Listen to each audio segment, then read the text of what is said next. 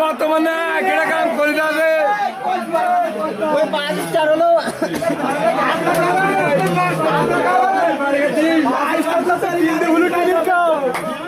পাঁচটাতে তিনটে হলো টেনের কাপ আর দুটো 14 গোষ্ঠীর আওয়ালে দিচ্ছে